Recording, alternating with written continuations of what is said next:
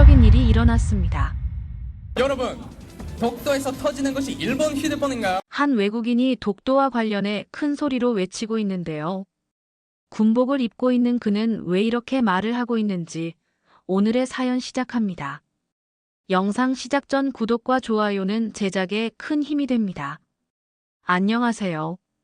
저는 주한미군으로 복무 중인 스콧 블레어입니다. 한국에 오기 전에는 이 나라에 대해 아는 것이 거의 없었습니다. 그저 북한과 대치하고 있는 분단 국가라는 정도만 알고 있었죠. 처음 발령을 받았을 때는 솔직히 실망했습니다. 유럽이나 하와이 같은 곳을 기대했는데 말이에요. 한국은 제게 그저 임무를 수행해야 할 낯선 땅에 불과했습니다.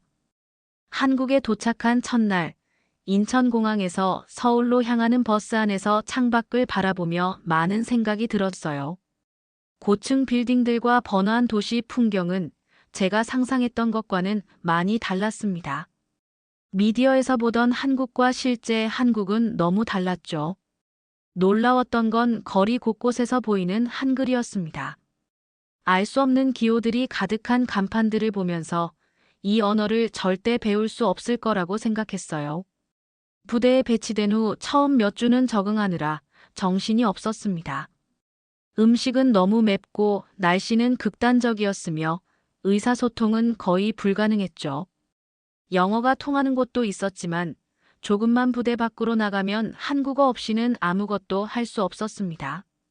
그저 손짓과 표정으로 의사소통을 해야 했어요. 처음에는 그냥 참고 견디면 된다고 생각했습니다. 어차피 이곳에서의 복무는 일시적인 것이니까요. 그런데 어느 날 부대 앞 작은 분식점에서 있었던 일이 제 생각을 바꿔놓았어요. 점심시간에 혼자 들어간 그 가게에서 주문을 하려고 했는데 영어가 통하지 않았습니다. 한국어를 전혀 모르는 저는 메뉴판을 손가락으로 가리키는 것밖에 할 수 없었죠. 그런데 그때 가게 주인 할머니께서 저를 보시더니 갑자기 웃으시면서 뭐라고 말씀하셨어요.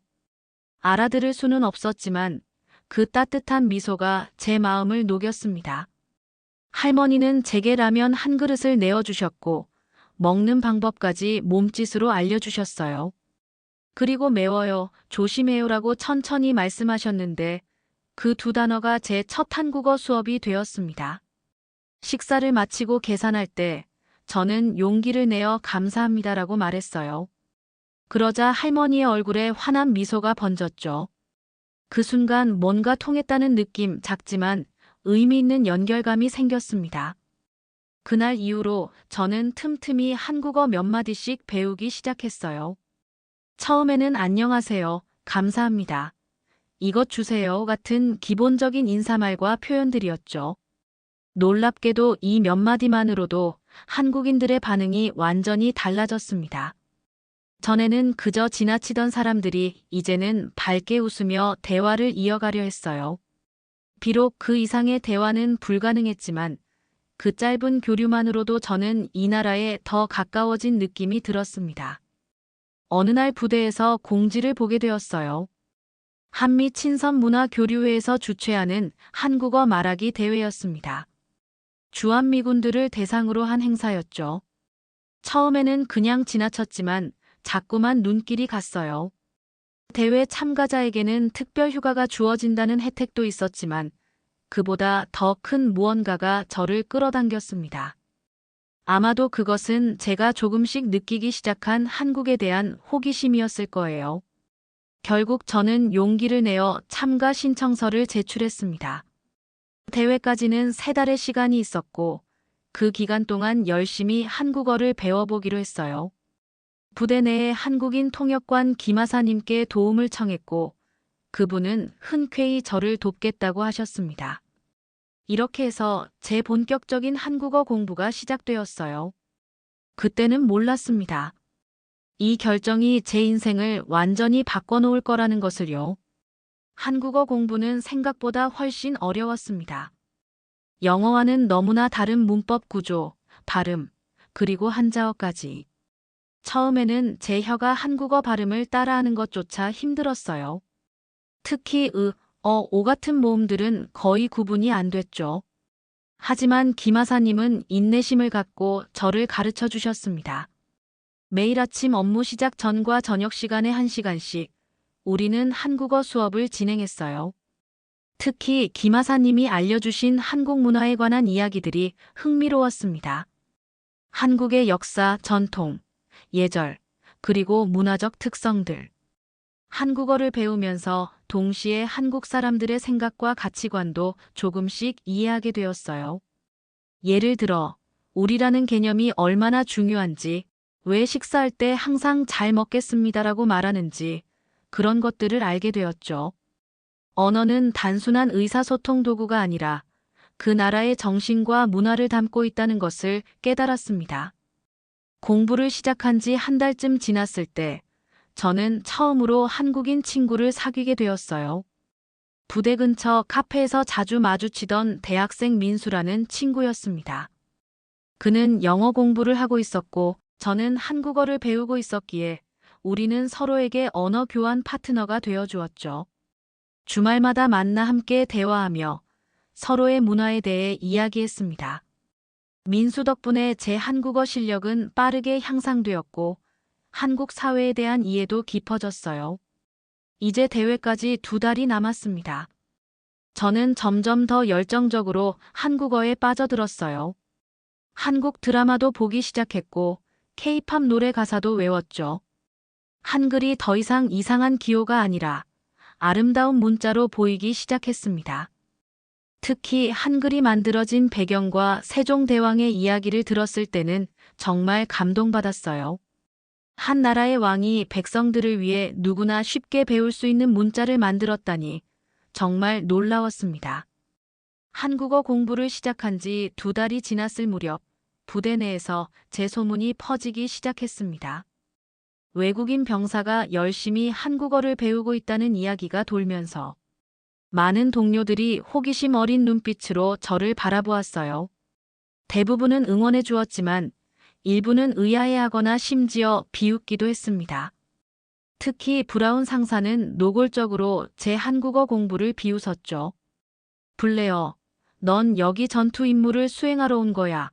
현지인처럼 살아보려고 온 게 아니라고.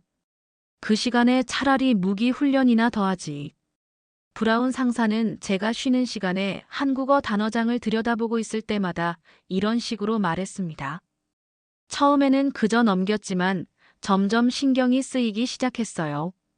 다른 동료들도 브라운 상사의 영향을 받아 저를 약간 따돌리는 듯 했습니다.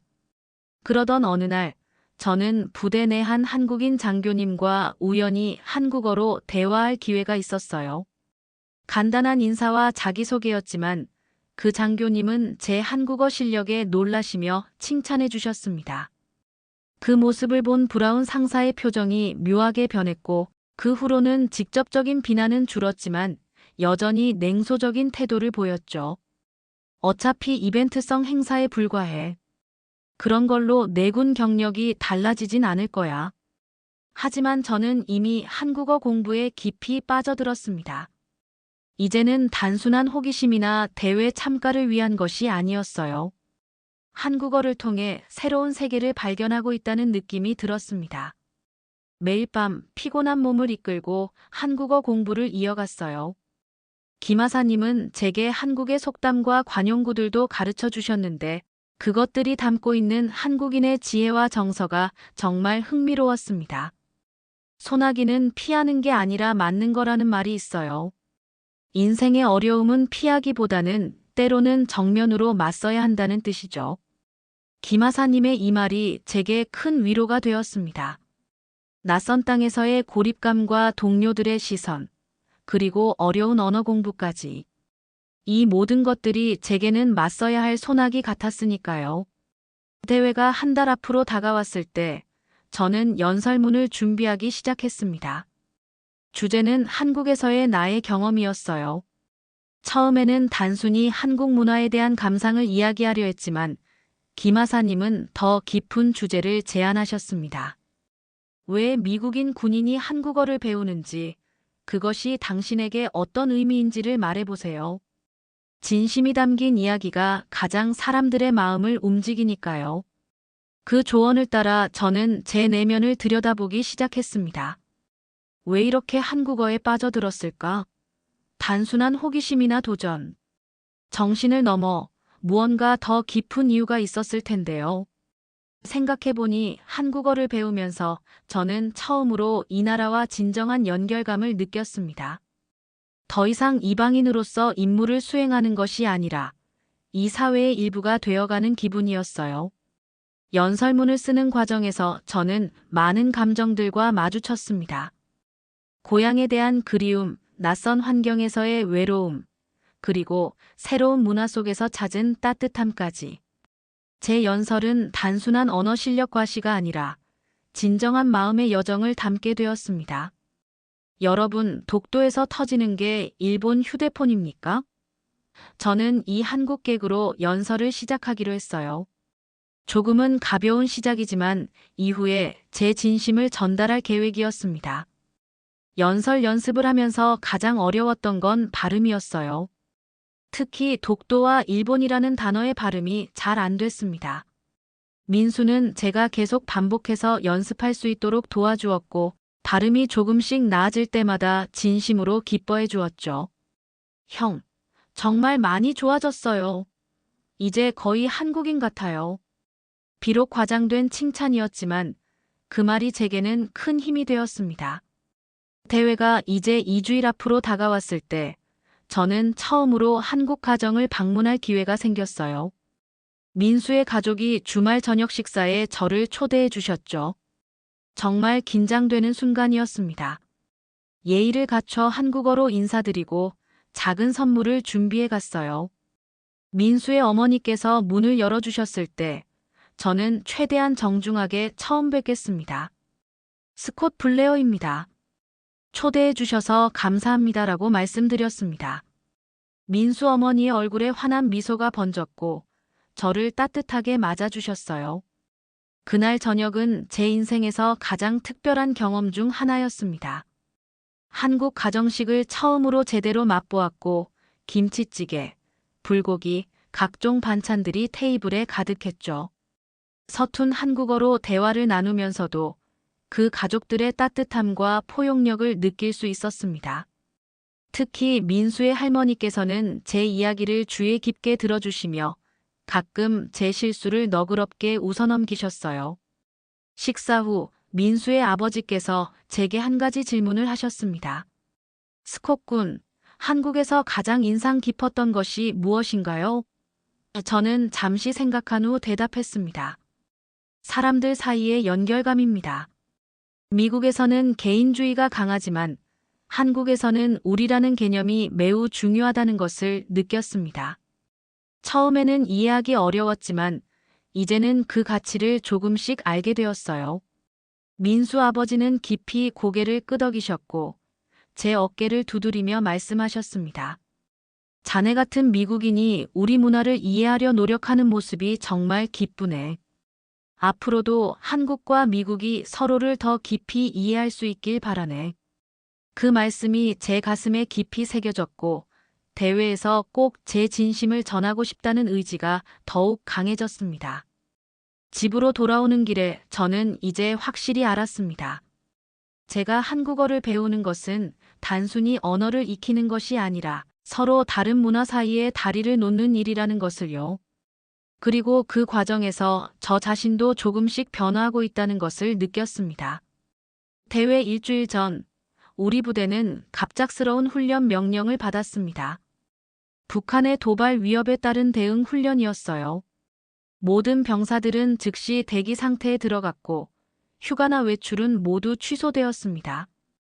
이 소식을 들었을 때 제 마음은 무너져 내렸어요. 그동안 준비해 온 대회에 참가하지 못할 수도 있다는 생각에 정말 실망스러웠습니다. 브라운 상사는 이 상황을 보며 비웃듯 말했어요. 봐라, 블레어. 결국 우리는 군인이고 이런 상황이 바로 우리가 여기 있는 이유야. 말하기 대회 같은 건 그저 시간 낭비였다고. 그의 말은 뼈 아팠지만 어느 정도는 맞는 말이기도 했습니다. 저는 군인이고 임무가 최우선이니까요. 하지만 그렇다고 해서 제가 한국어를 배우며 느꼈던 모든 감정과 경험이 무의미해지는 것은 아니었습니다. 다행히도 훈련은 사흘 만에 종료되었고 부대 복귀 후 상황이 안정되자 외출 제한도 해제되었어요. 대회 참가가 다시 가능해진 것입니다. 그러나 이번 경험은 제게 중요한 깨달음을 주었습니다. 언제든 상황이 바뀔 수 있고 군인으로서의 의무가 항상 우선이라는 사실을요. 이런 생각을 연설문에도 반영하기로 했습니다. 대회 전날 밤, 저는 마지막 연습을 하고 있었습니다. 목소리에 힘을 실어 연설문을 낭독하고 발음을 다듬고 몸짓까지 연습했어요. 그런데 그때 브라운 상사가 제 숙소를 찾아왔습니다. 그의 표정이 평소와는 달랐어요. 조금 불편해 보이면서도 뭔가 말하고 싶어 하는 듯 했습니다. 블레어, 잠깐 이야기 좀 할 수 있을까? 브라운 상사가 조심스럽게 물었어요. 저는 긴장한 상태로 고개를 끄덕였습니다. 그는 의자에 앉더니 한동안 말없이 저를 바라보았죠. 그리고 마침내 입을 열었습니다.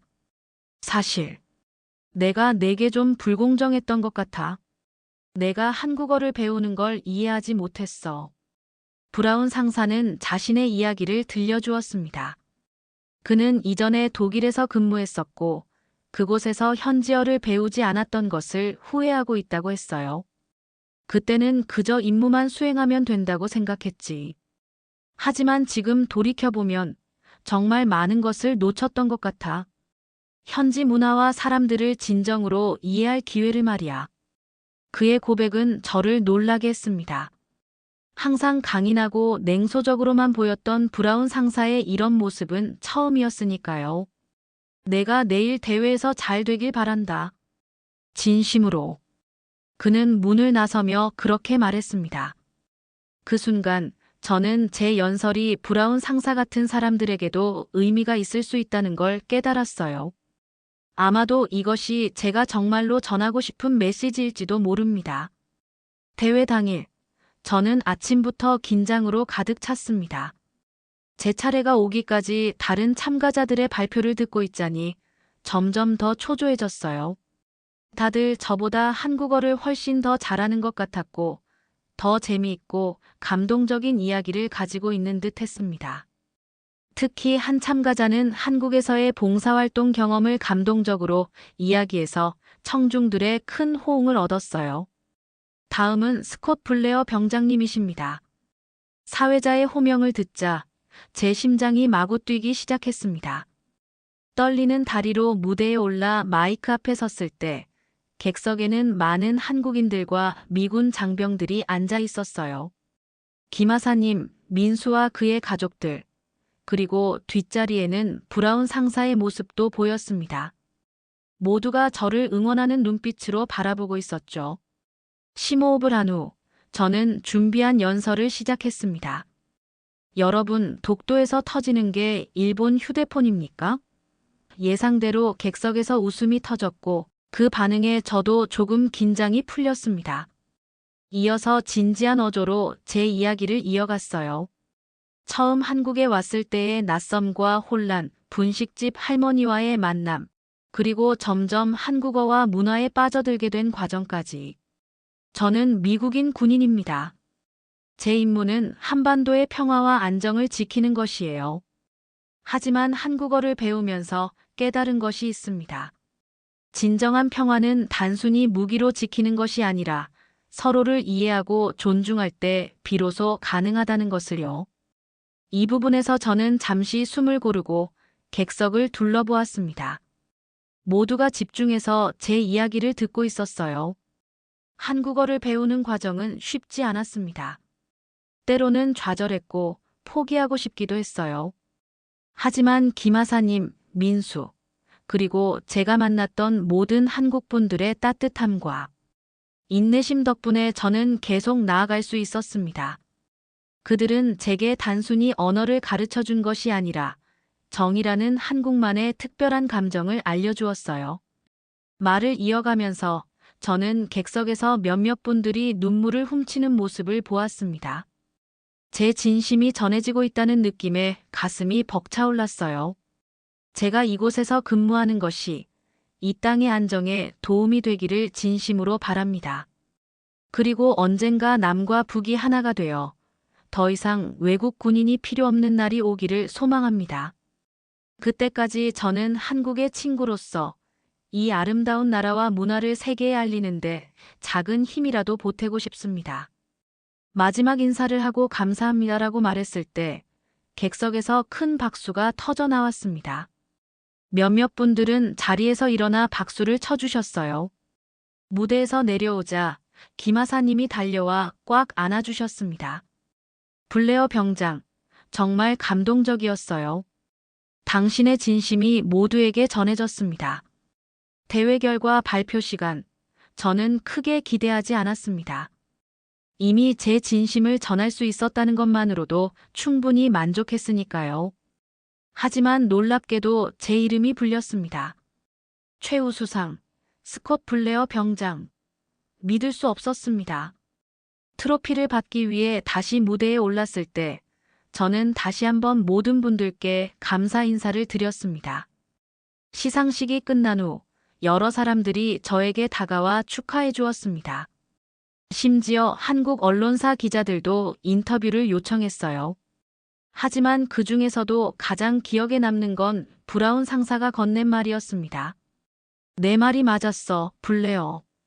우리가 여기 있는 이유는 단순히 군사적 임무 때문만이 아니야. 서로를 이해하고 연결하는 것도 중요한 일이지. 그의 눈에는 진심이 담겨 있었어요. 그날 밤 민순의 가족들이 저를 초대해 축하 자리를 마련해 주셨습니다. 한국 전통 음식들로 가득한 식탁에서 우리는 웃고 이야기하며 즐거운 시간을 보냈어요. 민수의 할머니께서는 제 손을 꼭 잡으시며 말씀하셨습니다. 우리나라를 이렇게 사랑해 주어서 고마워요, 아들. 그 한마디에 저는 뭉클한 감정을 느꼈습니다. 이제 저는 더 이상 이방인이 아니었어요. 저는 이곳에 또 하나의 가족을 얻었습니다. 대회 후 며칠이 지나자 예상치 못한 일이 벌어졌습니다. 제 연설 영상이 소셜미디어에 올라가면서 엄청난 관심을 받기 시작한 것이에요. 처음에는 한국 내에서만 화제가 되었지만 점점 해외로도 퍼져나갔습니다. 한국어로 진심을 전한 미군 병사라는 제목으로 영상은 수백만 조회수를 기록했고 많은 댓글이 달렸어요. 대부분은 감동받았다는 내용이었지만 일부는 제 발음을 지적하거나 정치적인 논쟁으로 이어지기도 했습니다. 부대로 돌아온 저는 갑자기 주목받는 인물이 되었습니다.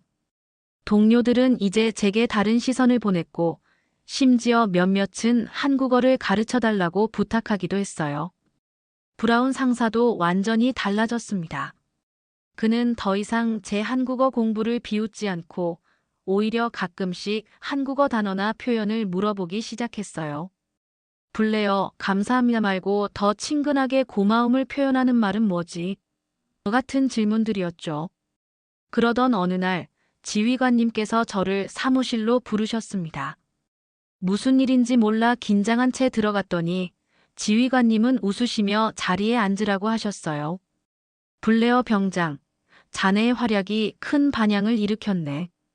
한미관계 증진에 기여한 공로를 인정받아 특별 표창을 받게 되었어. 그리고 서울에서 열리는 한미 청년 문화 교류 행사에 주한미군 대표로 참석해줬으면 하네. 저는 너무 놀라 말을 잇지 못했습니다. 그저 제 진심을 전하고 싶었을 뿐인데 이런 결과가 따라올 줄은 정말 예상하지 못했어요. 지휘관님은 이어서 말씀하셨습니다. 자네 같은 장병이 있어 자랑스럽네. 군인으로서의 임무를 수행하면서도 현지 문화와 언어를 존중하고 배우려는 자세가 바로 우리가 추구해야 할 방향이지. 계속해서 좋은 활동 이어가게. 그렇게 저는 서울에서 열리는 행사에 참석하게 되었습니다. 행사장에 도착했을 때 많은 한국 청년들과 미국 청년들이 모여 있었어요. 저는 무대에 올라 짧은 한국어 연설을 했고 제 경험을 나누었습니다. 언어는 단순한 의사소통 도구가 아닙니다. 그것은 마음과 마음을 잇는 다리입니다. 저는 한국어를 배우면서 비로소 이 나라와 사람들을 진정으로 이해하기 시작했어요. 연설 후에는 한국 청년들과 함께하는 패널 토론에 참여했습니다. 그들은 미국 문화와 영어에 관심이 많았고, 저는 한국 문화와 한국어에 매료되어 있었죠. 우리는 서로의 문화적 차이와 공통점에 대해 이야기하며 많은 것을 배웠습니다. 특히 인상 깊었던 건 한 한국 대학생이 했던 말이에요. 블레어 씨 덕분에 우리도 외국인에게 더 열린 마음을 가져야겠다고 생각했어요. 당신이 우리 언어를 배우려 노력하는 것처럼 우리도 다른 문화를 이해하려 더 노력해야겠습니다. 행사가 끝난 후 저는 서울 시내를 둘러볼 기회가 있었습니다. 전에는 그저 표면적으로만 보았던 이 도시를 이제는 다른 눈으로 바라보게 되었어요. 거리의 간판들, 사람들의 대화, 시장의 활기찬 모습까지 모든 것이 이제는 의미 있게 다가왔습니다. 특히 한국어를 알아들을 수 있다는 것은 마치 새로운 세계의 문을 연 것 같은 기분이었어요. 한 전통 찻집에서 쉬고 있을 때 옆자리에 앉으신 할아버지 한 분이 저에게 말을 걸어오셨습니다. 젊은이 외국인 같은데 한국어를 잘하는군. 저는 미소 지으며 대답했어요. 아직 많이 부족합니다. 배울 것이 너무 많아요. 할아버지는 고개를 끄덕이시며 차를 한 잔 더 주문하셨습니다. 한국어는 참 어려운 언어지. 특히 존댓말과 반말의 구분이 복잡하잖나. 왜 우리말을 배우기로 한 거지? 저는 솔직하게 제 이야기를 들려드렸습니다. 처음에는 그저 호기심에서 시작했지만 점점 한국 문화와 사람들에게 매료되었다고요. 할아버지는 주에 깊게 들으시더니 말씀하셨습니다. 나는 한국 전쟁 때 미군들을 많이 봤다네. 그때는 서로 말도 통하지 않았지만 그들이 우리를 위해 싸워준다는 사실만으로 고마웠지. 하지만 자네같이 우리말과 문화를 배우려는 젊은이를 보니 세상이 참 많이 변했구나 싶어. 좋은 방향으로 말이야. 할아버지와의 대화는 제게 깊은 인상을 남겼습니다. 역사적 맥락에서 한미 관계를 생각해 보게 되었고, 제가 하는 작은 노력이 어쩌면 더 큰 의미가 있을지도 모른다는 생각이 들었어요. 서울에서의 하루가 끝나고 부대로 돌아가는 버스 안에서 저는 창밖을 바라보며 생각에 잠겼습니다. 이제 저에게 한국은 단순한 근무지가 아니라 제 인생의 중요한 부분이 되어가고 있었어요. 부대로 복귀한 후 저는 더 체계적으로 한국어 공부를 이어가기로 했습니다. 지휘관님의 허락을 받아 일주일에 2번 부대 내에서 동료들에게 기초 한국어를 가르치는 수업도 시작했어요. 처음에는 5명 정도의 작은 그룹이었지만 점점 참가자가 늘어나 20명이 넘는 규모가 되었습니다. 브라운 상사도 그중 한 명이었죠. 블레어, 솔직히 말하면 내가 부럽다. 수업 후 브라운 상사가 말했습니다. 나는 여기 있는 동안 그저 임무만 수행하면 된다고 생각했어. 하지만 내가 보여준 것처럼 우리는 이곳에서 더 많은 것을 얻을 수 있는 기회가 있었던 거지. 그의 솔직한 고백에 저는 깊이 공감했습니다. 많은 군인들이 임무에만 집중한 나머지 주변의 풍요로운 문화적 경험을 놓치고 있었으니까요. 한국어 수업을 통해 저는 동료들에게 단순한 언어 이상의 것을 전달하려 노력했습니다. 한국의 역사, 문화적 가치, 그리고 예절까지. 특히 한국의 경로 문화와 공동체 의식에 대해 설명했을 때 많은 동료들이 호기심 어린 질문을 던졌어요. 왜 한국인들은 항상 나이를 물어보는 거야? 왜 음식을 나눠 먹는 문화가 이렇게 강한 거지? 이런 질문들에 답하면서 저 자신도 한국 문화에 대해 더 깊이 이해하게 되었습니다. 수업을 진행하면서 가장 보람찼던 순간은 제 동료들이 실제 한국인들과 소통하려고 노력하는 모습을 볼 때였습니다. 부대 근처 식당에서 서툰 한국어로 주문을 하거나 현지 상점에서 간단한 인사를 나누는 것만으로도 그들의 경험은 훨씬 더 풍요로워졌어요. 마치 제가 처음 한국어를 배우기 시작했을 때 느꼈던 그 설렘과 기쁨을 그들도 경험하고 있는 것 같았습니다. 어느 날 민수가 부대를 찾아왔습니다. 그는 제 수업을 참관하고 싶다고 했어요. 동료들 앞에서 조금 긴장했지만 민수의 존재가 오히려 수업의 활기를 불어넣었습니다. 그는 미군들의 한국어 발음을 교정해주고 실제 한국인들이 자주 사용하는 표현들을 알려주었죠. 수업이 끝난 후 민수는 제게 중요한 제안을 했습니다. 형, 우리 함께 한미문화 교류 블로그를 만들어 볼래요? 형의 경험과 제 시각을 함께 담아서 더 많은 사람들에게 도움이 될 수 있을 것 같아요. 그렇게 우리는 양쪽에서 바라보기 루킹 프롬 보스 사이즈라는 블로그를 시작했습니다. 저는 미국인의 시각에서 한국 문화를 경험하고 배우는 과정을, 민수는 한국인으로서 미국 문화와 접하며 느끼는 점들을 썼어요. 우리의 블로그는 예상보다 훨씬 더 많은 관심을 받았고 한미 양국의 젊은이들에게 문화적 가교 역할을 하게 되었습니다. 이제 저는 한국에서의 시간이 그저 지나가는 임무가 아니라 제 인생에서 가장 의미 있고 성장하는 시간이라고 생각합니다.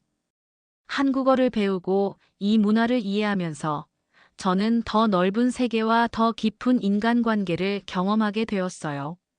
그리고 이 모든 것은 그저 한마디 감사합니다에서 시작되었다는 사실이 놀랍습니다. 한국에서의 생활이 1년째 접어들 무렵 저는 중요한 결정을 내려야 했습니다. 제 복무 기간이 얼마 남지 않았고 곧 미국으로 돌아가거나 한국에서의 복무를 연장해야 했어요.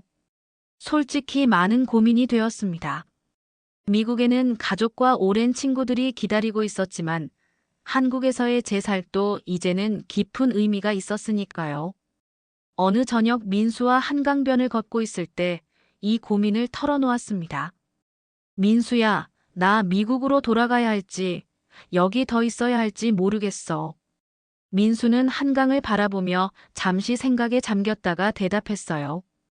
형, 결국은 형의 선택이지만, 형이 여기서 하고 있는 일이 얼마나 많은 사람들에게 영향을 주고 있는지 아세요? 형은 단순한 군인이 아니라 문화적 가교 역할을 하고 있어요. 그의 말이 제 마음에 깊이 와닿았습니다. 처음에는 그저 개인적인 호기심으로 시작한 한국어 공부가 이제는 더 큰 의미를 갖게 되었으니까요. 블로그의 댓글들을 보면 많은 주한미군들이 제 글을 통해 한국 문화에 관심을 갖게 되었다고 했고 한국 젊은이들은 미군에 대한 선입견이 바뀌었다고 했습니다. 작은 변화였지만 분명히 의미 있는 일이었어요. 결국 저는 복무 연장을 신청했고 다행히 승인되었습니다. 이제 저는 적어도 1년 더 한국에 머물 수 있게 되었어요. 이 소식을 들은 민수는 너무 기뻐했고 김하사님도 기꺼이 제 한국어 공부를 계속 도와주시기로 했습니다. 브라운 상사는 이제 곧 미국으로 돌아가게 되었는데 떠나기 전 그가 건넨 말이 기억에 남아요. 블레어, 내가 여기서 계속 좋은 일을 했으면 좋겠다. 나도 돌아가면 한국에 대한 진짜 이야기를 전할게. 복무 연장이 확정된 후 저는 새로운 도전을 시작했습니다. 한국어 능력 시험 TOPIK에 도전하기로 한 것이에요. 이 시험은 외국인의 한국어 실력을 평가하는 공식 시험으로 합격하면 제 한국어 실력을 객관적으로 인정받을 수 있었습니다. 시험 준비는 쉽지 않았어요. 듣기, 읽기, 쓰기 영역을 모두 준비해야 했고 특히 한자어와 복잡한 문법 구조를 이해하는 것이 어려웠습니다. 민수와 김하사님의 도움으로 매일 밤 공부했고 휴일에는 도서관에서 시간을 보냈습니다. 시험 준비 과정에서 한국 문학에도 관심을 갖게 되었어요. 특히 현대 시인 윤동주의 시가 제 마음을 사로잡았습니다. 서시라는 시를 처음 읽었을 때 비록 모든 단어를 이해하지는 못했지만 그 진심이 전해지는 듯 했어요. 죽는 날까지 하늘을 우러러 한 점 부끄럼이 없기를이라는 구절은 마치 제 인생의 모토가 되었습니다. TOPIK 시험일이 다가오면서 긴장감도 커졌습니다. 시험 전날 밤, 저는 너무 긴장해서 잠을 이루지 못했어요. 새벽에 부대 주변을 조용히 걸으며 마음을 가다듬었습니다. 그때 문득 떠오른 생각이 있었어요. 합격 여부와 상관없이 이 과정 자체가 얼마나 가치 있는 여정이었는지를요. 한국어를 배우면서 제가 얻은 것은 단순한 언어 능력을 넘어 새로운 세계관과 깊은 인간관계였으니까요. 시험 당일, 저는 서울의 한 대학 시험장으로 향했습니다. 다양한 국적의 외국인들이 모여 있는 모습이 인상적이었어요. 중국인, 일본인, 베트남인, 그리고 여러 서양인들까지. 모두가 저마다의 이유로 한국어를 배우고 있다는 사실이 흥미로웠습니다. 시험이 시작되고 처음에는 긴장했지만 점차 집중할 수 있었어요. 듣기 시험에서 몇 개의 문제는 이해하지 못했지만 읽기와 쓰기는 생각보다 잘 풀어나갔습니다. 시험이 끝난 후 민수가 시험장 밖에서 기다리고 있었어요. 어땠어요, 형? 그가 물었을 때 저는 솔직하게 대답했습니다. 확실하지는 않지만 최선을 다했어. 결과가 어떻게 나오든 이 과정이 중요했다고 생각해. 민수는 환하게 웃으며 제 어깨를 두드렸어요. 그게 바로 형이 특별한 이유예요. 결과보다 과정을 소중히 여기니까. 시험 결과를 기다리는 몇 주 동안 저는 새로운 프로젝트를 시작했습니다. 부대 내에 한미문화교류실을 만들자는 제안이었어요. 이곳에서 미군들이 한국 문화를 체험하고 한국인들이 미국 문화를 접할 수 있는 공간을 만들고 싶었습니다. 지휘관님은 이 아이디어에 매우 호의적이셨고 작은 공간이지만 한 교실을 할당해 주셨어요. 민수와 함께 그 공간을 꾸미기 시작했습니다. 한국 전통 물품들과 미국 각 주의 특색 있는 물건들을 전시했고 양국의 역사와 문화를 소개하는 자료들도 준비했어요. 매주 금요일 저녁에는 문화교류 시간을 마련해 한국인 학생들과 미군들이 함께 모여 이야기를 나누고 서로의 언어를 가르쳐주는 시간을 가졌습니다. 처음에는 서먹서먹했지만 시간이 지날수록 참가자들 사이에 진정한 우정이 싹 트는 것을 볼 수 있었어요. 그러던 어느 날 TOPIK 시험 결과가 발표되었습니다. 떨리는 마음으로 결과를 확인했을 때 저는 자리에서 벌떡 일어났어요. 4급 합격이었습니다. 중급 수준의 한국어 실력을 인정받은 것이었죠.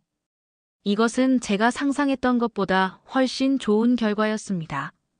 김하사님께 가장 먼저 전화를 걸어 소식을 알렸고 그분은 마치 자신의 일처럼 기뻐해 주셨어요.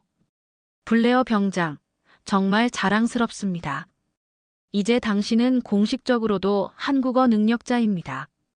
이 소식은 빠르게 부대 내에 퍼졌고 동료들은 진심으로 축하해 주었습니다. 지휘관님은 부대 회의에서 제 성과를 언급하시며 이것이 바로 주한미군이 지향해야 할 방향이라고 말씀하셨어요. 문화적 이해와 소통은 군사적 동맹만큼이나 중요합니다. 블레어 병장의 노력은 우리 모두에게 좋은 본보기가 되고 있습니다. TOPIK 합격 이후 저에게는 더 많은 기회가 찾아왔습니다. 한국 국방부에서 주최하는 한미 군사협력 세미나에 통역 보조로 참여하게 된 것이에요. 전문 통역사가 아니었지만 군사 용어에 익숙한 제가 보조 역할을 맡게 되었습니다. 세미나에서는 양국군 관계자들이 한자리에 모여 안보 협력 방안을 논의했어요. 저는 공식 통역 외에도 휴식 시간에 양측 장교들 사이의 대화를 돕는 역할을 했습니다. 이 경험은 제게 새로운 시각을 열어주었습니다. 군사적인 맥락에서의 언어 소통이 얼마나 중요한지, 그리고 작은 오해가 얼마나 큰 문제로 이어질 수 있는지를 직접 목격했으니까요. 한 미국 장교가 농담으로 한 말이 한국 측에 잘못 전달되어 긴장감이 흐르는 순간이 있었는데 제가 중간에서 상황을 부드럽게 풀어준 적도 있었습니다. 이런 순간들이 제게는 큰 보람이었어요. 세미나가 끝난 후 한국 국방부의 한 장교님이 저에게 다가오셨습니다. 블레어 병장, 당신 같은 미군이 더 많았으면 좋겠습니다. 언어의 장벽을 넘어서면 우리의 동맹은 더욱 강해질 수 있을 테니까요. 그 말씀이 제 가슴에 깊이 새겨졌습니다. 이제 저는 단순한 군인이 아니라 두 나라 사이의 다리 역할을 하고 있다는 사명감을 느꼈어요. 한국에서의 두 번째 해가 시작되면서 저는 더 깊은 차원의 한국 문화 이해를 위해 새로운 도전을 시작했습니다. 민수의 제안으로 한국 전통 문화 체험 프로그램에 참여하게 된 것이었어요.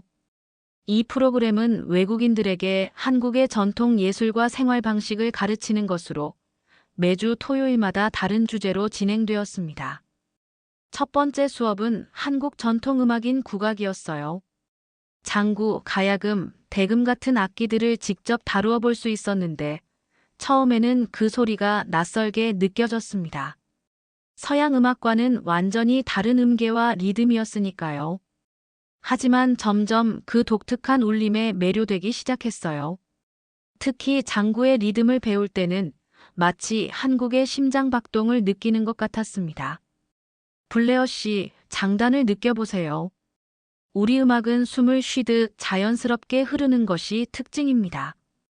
국악 선생님의 말씀대로 저는 머리로 이해하기보다 몸으로 느끼려고 노력했어요. 처음에는 어색했지만 시간이 지날수록 조금씩 그 흐름을 따라갈 수 있었습니다. 다른 외국인 참가자들도 처음에는 어려워했지만 모두 즐겁게 참여했어요. 두 번째 수업은 한국 전통 무용이었습니다. 긴 소매가 특징인 한복을 입고 부채춤의 기본 동작을 배웠어요. 미군 병사가 한복을 입고 부채를 든 모습이 다소 우스꽝스러웠지만 춤의 우아함과 아름다움에 감탄할 수밖에 없었습니다. 동작 하나하나에 담긴 의미와 한국인의 정서를 이해하게 되면서 저는 이 춤이 단순한 예술이 아니라 한국의 역사와 영혼을 담고 있다는 것을 깨달았어요. 세 번째 수업에서는 한국 전통 예절을 배웠습니다. 어른에게 인사하는 방법, 음식을 대접받을 때의 태도, 그리고 제사의식까지. 저는 한국의 예절이 단순한 형식이 아니라 상대방에 대한 진정한 존중을 담고 있다는 것을 알게 되었어요. 특히 인상 깊었던 것은 정이라는 개념이었습니다. 강사님은 한국 문화의 핵심을 정이라고 설명하셨어요. 말로 표현하기 어렵지만 서로에 대한 깊은 애정과 연결감을 의미하는 개념이라고요. 블레어 씨, 한국에서는 처음 보는 사람에게도 밥 먹었냐고 물어보는 것이 일상적인 인사입니다. 이것이 바로 정의 표현이죠. 상대방의 기본적인 안녕을 챙기는 마음이니까요. 이 설명을 들으면서 저는 처음 한국에 왔을 때 이해하지 못했던 많은 행동들이 갑자기 의미를 갖기 시작했습니다. 처음 만난 한국인들이 왜 그렇게 제 식사와 건강을 챙겼는지, 왜 작은 것이라도 나누려 했는지 말이에요. 네 번째 수업은 한식 요리법이었습니다. 김치찌개와 불고기를 직접 만들어 보는 시간이었어요. 요리 선생님은 각 재료의 의미와 한국 음식 문화의 특징을 설명해 주셨습니다. 한국 음식의 기본은 발효입니다. 김치, 된장, 고추장. 이 모든 것이 시간의 힘을 빌려 맛을 내는 거죠. 인내와 기다림의 미학이랄까요? 저는 재료를 섞고 양념을 만들고 불을 조절하는 과정에서 한국 음식에 담긴 지혜와 과학을 배웠습니다. 요리가 완성되어 함께 식사를 할 때는 정말 특별한 순간이었어요. 서로 다른 나라에서 온 사람들이 한 테이블에 모여 직접 만든 한국 음식을 나누어 먹으며 이야기를 나누었습니다. 음식의 맛에 감탄하고 각자의 나라 요리와 비교하며 문화적 차이와 공통점에 대해 토론했어요. 그 순간 저는 음식이 얼마나 강력한 문화적 매개체인지 깨달았습니다. 마지막 수업은 한글 서예였습니다. 붓을 들고 한글을 쓰는 것은 생각보다 훨씬 어려웠어요. 손의 힘 조절, 붓의 각도, 그리고 호흡까지. 서예는 단순히 글자를 쓰는 것이 아니라 마음을 표현하는 예술이었습니다. 서예 선생님은 제가 쓴 글씨를 보시더니 웃으셨어요. 블레어 씨의 글씨에는 열정이 넘치네요. 조금 거칠지만 진심이 담겨 있습니다. 이런 전통 문화 체험들은 제게 한국어 공부만으로는 얻을 수 없었던 깊은 통찰을 주었습니다. 언어는 문화의 표면일 뿐, 그 속에 담긴 정신과 가치를 이해하는 것이 진정한 문화 이해라는 것을 깨달았어요. 이 경험들은 제 블로그에도 자세히 기록했고, 많은 독자들이 한국 전통 문화에 관심을 갖게 되었다고 알려주었습니다. 프로그램이 끝난 후 저는 부대 내 한미문화교류실에서 비슷한 활동을 기획하기 시작했어요. 매월 하나의 한국 전통 문화를 주제로 삼아 관심 있는 미군들에게 소개하는 시간을 마련했습니다. 김하사님과 민수가 도와주었고, 때로는 외부 강사를 초청하기도 했어요. 특히 설날과 추석 같은 한국의 중요한 명절에는 특별 행사를 열어 떡국과 송편을 함께 만들어 먹으며 명절의 의미를 나누었습니다. 이 활동들이 부대 내에서 인정받게 되면서 저는 더 큰 프로젝트를 제안할 수 있게 되었어요. 바로 한미 청년 홈스테이 프로그램이었습니다. 주한미군들이 한국 가정에서 주말을 보내고 한국 대학생들은 미군 부대를 방문하여 미국 문화를 체험하는 프로그램이었죠. 지휘관님과 한국 지역 대학의 협조로 이 프로그램을 시범적으로 운영하게 되었습니다. 첫 번째 홈스테이는 10명의 미군과 10가정이 참여했어요. 저도 그중 한 명으로 민수의 가족과 함께 주말을 보내게 되었습니다. 이미 민수 가족과는 친하게 지내왔지만 실제로 그들의 일상에 완전히 참여하는 것은 새로운 경험이었어요. 아침에 일어나 함께 아침 식사를 준비하고 가족 행사에 참여하고 저녁에는 함께 텔레비전을 보며 이야기를 나누었습니다. 그 모든 순간이 소중했어요. 특히 민수의 할아버지와 나눈 대화가 기억에 남습니다. 할아버지는 한국 전쟁을 직접 겪으신 분이었어요. 내가 너희 나이였을 때는 미군은 우리를 지켜주는 은인이었지만 동시에 두려운 존재이기도 했단다. 언어가 통하지 않으니 오해도 많았고. 하지만 지금 너를 보니 세상이 정말 많이 변했구나 싶구나. 할아버지의 눈에 맺힌 눈물을 보며 저는 역사의 무게와 제가 하고 있는 일의 의미를 다시 한번 깊이 생각하게 되었습니다. 홈스테이 프로그램은 큰 성공을 거두었고 참가한 모든 미군들이 긍정적인 피드백을 주었어요. 한국 가정들도 미군들에 대한 인식이 크게 바뀌었다고 말했습니다. 이전에는 그저 기지 안에 사는 이방인으로만 생각했는데 이제는 개인적인 이야기와 꿈을 가진 한 인간으로 보게 되었다고요. 이 프로그램은 이후 정기적으로 확대 운영되었고 저는 그 조정자 역할을 맡게 되었습니다. 이 모든 활동들이 제군 생활의 의미를 완전히 바꿔놓았습니다. 더 이상 저는 단순히 임무를 수행하는 병사가 아니었어요. 저는 두 문화 사이의 가교 역할을 하는 문화대사가 되어 있었습니다. 부대 내에서도 제 역할이 공식적으로 인정받게 되었고 문화연락 담당관이라는 비공식적 직책도 맡게 되었어요. 어느 날 지휘관님께서 저를 사무실로 부르셨습니다. 블레어 병장, 좋은 소식이 있네. 자네의 문화교류 활동이 상부에 보고되어 특별 공로상을 받게 되었어. 그리고 한국 국방부에서도 자네의 활동을 높이 평가해 한미 우호 증진상을 수여하기로 했네. 저는 너무 놀라 말을 잇지 못했습니다. 그저 개인적인 관심에서 시작한 일들이 이렇게 큰 인정을 받게 될 줄은 전혀 예상하지 못했으니까요. 시상식은 서울의 국방부 청사에서 열렸습니다. 많은 군 관계자들과 언론인들이 참석한 자리였어요. 제가 단상에 올라 상을 받을 때 가슴이 벅차올랐습니다. 짧은 수상 소감을 한국어로 전했어요. 이 상은 저 혼자의 것이 아닙니다. 저를 도와주신 김하사님, 민수, 그리고 제게 한국의 아름다움을 가르쳐 주신 모든 한국분들의 것입니다. 앞으로도 한미 양국의 진정한 우정을 위해 노력하겠습니다. 시상식 후 한 노인분이 저에게 다가오셨습니다. 그분은 한국 전쟁 참전 용사였고 미군과 함께 싸웠던 분이었어요. 젊은이, 그때나 지금이나 미국과 한국은 혈맹이요. 하지만 당신처럼 우리 문화와 언어를 존중해주는 미국인을 보니 이 동맹이 더욱 깊어지고 있다는 느낌이 드는구려. 그 말씀이 제 가슴을 뭉클하게 했습니다. 제가 하고 있는 일이 단순한 개인적 만족을 넘어 역사적 맥락에서도 의미가 있다는 것을 실감했으니까요. 이 경험들을 통해 저는 문화적 이해와 소통이 얼마나 중요한지 깊이 깨달았습니다. 언어는 그 첫 번째 관문일 뿐, 진정한 이해는 상대의 역사, 전통, 가치관을 존중하고 배우려는 태도에서 시작된다는 것을요.